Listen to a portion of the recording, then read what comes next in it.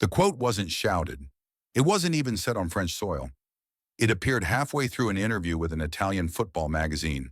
Zlatan Ibrahimović was reflecting on his career. The goals, the clubs, the noise. But then his tone shifted. Being a great player isn't about running fast or scoring goals. It's about respect, something the boy still hasn't learned. No name, no direct call-out, but across Europe, there was no doubt who the boy was. Kylian Mbappé, the Prince of French football, World Cup winner, Paris Saint-Germain's chosen face. And now for many, a man in transition, from prodigy to power broker. But if there's one thing the old guard doesn't forgive easily, it's arrogance without acknowledgement. Zlatan had opened a door, and Mbappe's silence slammed it back. There was no tweet, no Instagram story, no leaked quote, just an eerie absence. That silence did more than fuel speculation. It poured gasoline on it. By mid-afternoon, pundits were on fire. Mbappé is too big for France. Zlatan is jealous. This is ego warfare dressed as mentorship. On social media, fans were already drawing lines. On a team, Zlatan trended in Italy and Sweden. KM7 Forever surged across France. And journalists, they began digging. Within hours, archived clips resurfaced. Mbappé brushing off questions about former players, Zlatan criticizing young stars who forget who came before. It all seemed to fit. Two generations clashing not just over football, but over what it means to represent something greater than yourself. By the evening, tension had reached the French national team camp. Deschamps was calm, publicly, but insiders said he was furious about the distraction. Mbappé, meanwhile, trained like nothing had happened. Silent, composed, but clearly alert. At the pre-match press conference, a veteran journalist leaned forward and asked the question everyone had waited for. Kylian, do you feel disrespected by Zlatan's recent comments? Mbappé didn't smile, didn't blink, just leaned into the mic and said, "You can't be disrespected by someone you've never looked up to."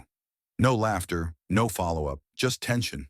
And by the next morning, every sports site in Europe had rewritten the headline, "Mbappé fires back, never looked up to Zlatan." It wasn't just an interview anymore. It was a statement. The message was clear. This wasn't about tactics. This was about territory. And Mbappé had just drawn a line across it.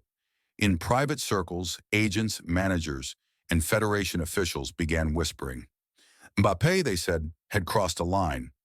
Not by being disrespectful, but by being definitive. Zlatan, known for controlling the narrative, was now being answered in his own language. Controlled dominance. One former French international summed it up on a late-night talk show. Zlatan used to own the stage. Now he's watching someone else write the script. And for a player like Mbappé, young, decorated, and unafraid, there was no going back. This wasn't just a quote in a magazine. It was a fracture. And fractures don't heal with apologies. They heal with victories. But as the lights dimmed at Clairefontaine that night, one thing was clear. The next move wouldn't come from the media. It would come from the pitch. The next morning, the French national team woke up not to match previews, but to headlines dissecting a feud that no one wanted to acknowledge. Yet everyone was watching. Breakfast at Clairefontaine was quiet. Players scrolled through their phones. A few glanced up at Mbappé, who sat alone at the end of the table, earbuds in, eyes locked on his screen. If the tension was supposed to rattle him, it wasn't working. Behind closed doors, however, the Federation was scrambling. The communications team met with Deschamps. Reports say their goal wasn't to control Mbappé. It was to contain the narrative. But it was already out of their hands. By midday, every sports panel from Paris to Milan had taken a side. On RMC Sport, Jérôme Rothen leaned forward and declared, "What Zlatan said wasn't an insult. It was a warning. Mbappé doesn't understand. There's no greatness without humility." On Canal Plus, Samir Nasri countered, "Zlatan talks like he built French football, but Kylian's doing what he never could, carrying it on his back." Across the channel, Gary Lineker tweeted, "Mbappe's answer was icy, but Zlatan's jab was deliberate. This isn't football beef. This is generational fallout." The media had turned the feud into a narrative, one about legacy, control, and a changing football hierarchy. And it wasn't just pundits fueling the fire. Former teammates began weighing in, carefully but clearly. Patrice Evra, who played with Zlatan at Manchester United, posted an Instagram story. Some players win games, some win power. Very few understand both. Meanwhile, Thierry Henry, now coaching in the MLS, appeared on a podcast and dropped a surgical quote. I told Kylian once, talent gets you the throne, but only grace lets you sit in it. The split was visible, not in votes or statements, but in tone, in loyalty, in what these players saw as the heart of the game. And through it all, Mbappé said nothing, not a word, not a reaction, just training sessions, drills, and a visible distance from his teammates. Some said it was focus, others said it was strategy. But the silence? That was intentional, because on the other side of the continent, Zlatan had just landed in Paris. Officially, it was to attend a League One Legends Gala. Unofficially, everyone knew better. His camp didn't announce interviews, didn't schedule press time, but reporters found him anyway, at a hotel in the back of a car, on his way to a dinner event. And when asked about Mbappé, Zlatan smiled, just slightly. He's talented, but football has seen many talents come and go. Legacy is about more than minutes played. It's about the silence after you speak. That was it. Another dagger, framed like advice. The press ran with it. Zlatan lands in Paris, fires second shot at Mbappé. And within hours, PSG players were being asked off record how they felt. Some dodged, some supported. A few, notably the newer ones, whispered that Mbappé's grip on the locker room wasn't as firm as people thought. An unnamed coach was quoted in a Spanish outlet, "He's a star, but sometimes even stars need to remember who lights the stage." At Clairefontaine, Deschamps faced questions he couldn't deflect anymore. In a media scrum, he kept it brief. Kylian is focused on the match, that's all I will say. But it wasn't all he was thinking, because this wasn't just media noise, it was momentum. And it was shifting, toward Zlatan, and toward a question no one dared ask aloud. What if Mbappé couldn't control the story anymore? What if the crown he wore was starting to slip? The night before France's match, the team gathered for their final tactical session, but no one was talking about the lineup. In the locker room, phones lit up with a new headline, this time from a leaked report in Le Parisien. Unnamed teammate, Mbappé doesn't listen. He leads with distance, not presence. It was vague. No names, no sources. But it hit hard, because now the story had moved from public commentary to internal fracture. The debate wasn't just happening online anymore. It was echoing inside the team's own walls. And as always, Mbappé said nothing. That silence, once viewed as focus, now looked like isolation. Meanwhile, Zlatan remained in Paris. He didn't need to speak anymore. Others were doing it for him. Across talk shows and Twitter threads, an old clip resurfaced. Zlatan, years ago, on a Swedish show. True leaders aren't loud. They don't need to scream to be followed. They just walk, and others follow the path. It wasn't new, but now it felt like prophecy. And suddenly the story changed shape. This wasn't a feud. It was a reckoning. The next day, as the French squad headed to the stadium, reporters lined the tunnel. Mbappé walked with his headphones on, jaw tight, eyes straight. Cameras caught a brief glance between him and Griezmann. Not hostile, but not warm either. The match itself was quiet. France won. Mbappé assisted once, but didn't celebrate. No smile, no release. The press noticed. Mbappé wins, but doesn't speak. That became the post-match narrative. Deschamps tried to brush it off. He played well. That's all that matters. But by now, even the results couldn't drown out the noise. That evening, a new layer emerged. A leaked voice note, unverified but widely shared, allegedly from a former PSG assistant, circulated online. Kylian's problem isn't his talent. It's that he believes being great means being alone. He doesn't build. He conquers. Whether it was real or not didn't matter. It spread. It landed. And for the first time, even Mbappé's most loyal defenders paused. In studio panels across Europe, former players started abandoning neutrality. Lothar Matthäus on Sky Germany. Mbappé is a phenomenon, but sometimes phenomena burn too fast. I see shadows of Balotelli, not Ronaldo. On ESPN, Frank Leboeuf pushed back. This is character assassination, not analysis. Kylian's quiet because the circus doesn't deserve a ringmaster. In Spain, headlines grew more cutting. Zlatan commands. Mbappé reacts. Even Mbappe's sponsor deals weren't immune. A global tech ad campaign was suddenly postponed. Not canceled, just quietly shelved. Inside Clairefontaine, security was tightened after an anonymous banner was hung on the gates. Le brassard ne fait pas le capitaine. The armband doesn't make the captain. Deschamps reportedly had a closed-door meeting with senior players. It wasn't disciplinary. It was atmospheric. He needed to know. Had the room turned? Sources say the answers weren't definitive, but they weren't comforting either. And yet, Mbappé still hadn't responded. No tweet, no interview, no denial, just silence. And in that silence, something darker stirred. Not fear, not weakness, but calculation. Because if Kylian Mbappé was planning a response, it wasn't going to be through words. It was going to be through something much more dangerous, timing. 3 days later, Mbappé walked onto the Parc des Princes pitch to warm up for PSG's league match.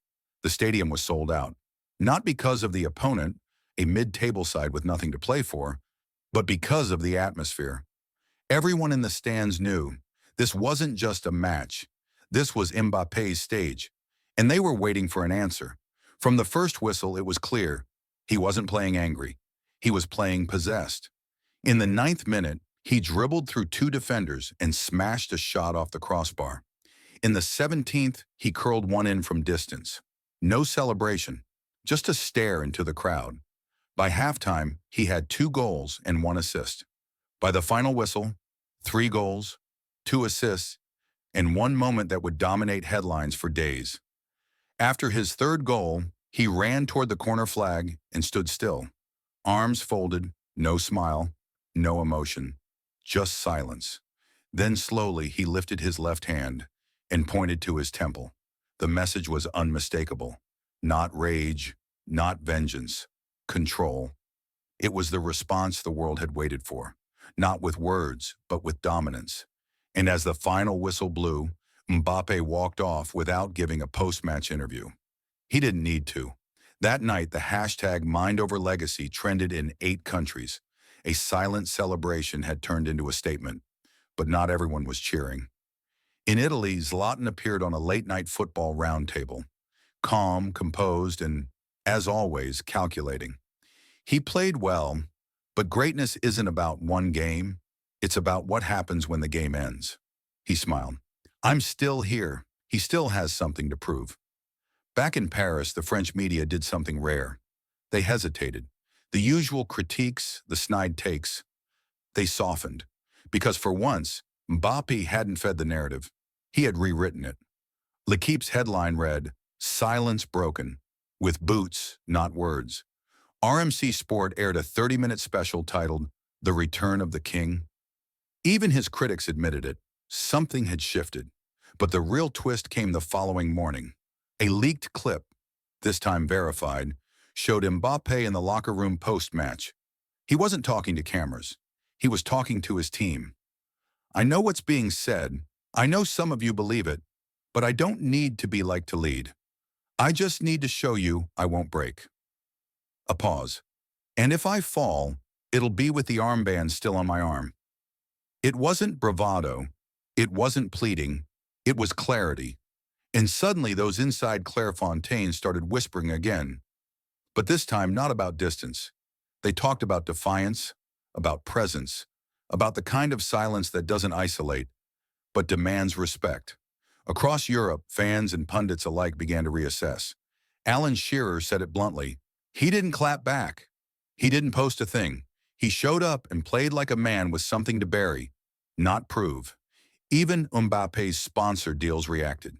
One global campaign, previously paused, was back.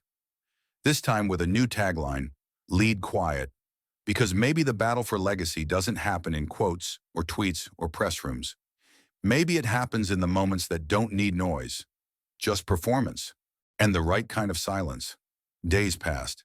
The storm began to settle. But in its wake, something new remained. Not peace, not closure, but a recalibration. The question was no longer who spoke louder. It was who echoed longer. And Mbappé, whether he meant to or not, had become the echo. At a press conference ahead of France's next international fixture, he finally sat before the media, not with fire, not with fury, but with something more unsettling: stillness. A reporter asked about the recent drama, the headlines, the criticism, the Zlatan remarks. Mbappé paused, then spoke. "This isn't about me versus anyone. It's about how long people can talk about you before they start talking around you." He smiled, just briefly. "I'm not here to be liked. I'm here to be remembered." And just like that, the cycle ended. Not with a bang, but with a pivot. He had taken control not by denying the storm, but by outlasting it. Zlatan, for his part, remained visible, on shows, in interviews, reminding people of who he was, what he built. But something was different. He wasn't denying Mbappe's rise anymore. He was reframing it. Every king is tested, some by battles, others by silence. It was meant to sound wise, but it felt final. For the first time, Zlatan's words weren't setting the agenda. They were responding to one. Back in Clairefontaine, whispers turned into nods. Teammates, once skeptical, now watched Mbappé not as a media creation, but as a constant. He had weathered doubt, distance, even his own coldness, and stayed standing. One insider told a journalist off record, "The kid didn't flinch, and that counts." In the weeks that followed, something unusual happened. After a quiet dinner at Clairefontaine, Mbappé, usually the first to leave, stayed behind. He pulled up a chair next to a younger squad member and spoke softly for nearly half an hour. No camera caught it, no one tweeted it. But the room noticed, a silent gesture that spoke more than any quote ever could. And across Europe, magazines shifted their covers. Mbappé wasn't just on the page, he was on the pedestal. France Football asked, "Have we misunderstood Mbappé all along?" And in a long read by The Guardian, a columnist put it best: "In a sport dominated by noise, Kylian Mbappé just taught us the value of silence. Not as absence, but as presence." Nike released a short film days later. 30 seconds, no dialogue. Just a shot of Mbappé walking through fog toward a floodlit pitch. The final frame: "You don't have to say it, you just have to prove it." And Zlatan? He returned to Milan. Quietly, no new quote, no new push. In a final interview before flying out, he was asked if he regretted starting the feud. He smiled. "I never start anything. I just test the world to see who's ready." A beat. The boy answered, "Let's see what he becomes now." That was it. The king had spoken. But the crown? The crown no longer needed defending. It had already found a new way to shine,